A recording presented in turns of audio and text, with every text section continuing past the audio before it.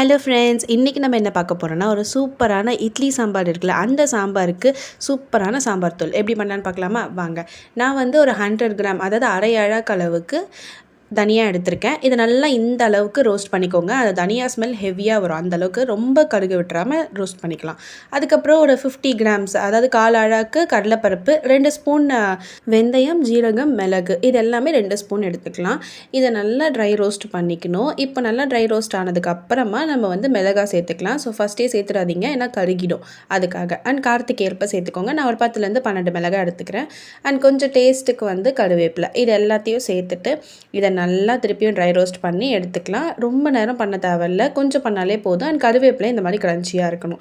இதை நல்லா ஆற விட்டுட்டு அதுக்கப்புறமா ஒரு மிக்ஸி ஜாரில் சேர்த்து நல்லா சாஃப்டாக அரைச்சிக்கணும். அதுக்கு முன்னாடி கொஞ்சமாக மஞ்சத்தூள் ஆட் பண்ணிக்கலாம்.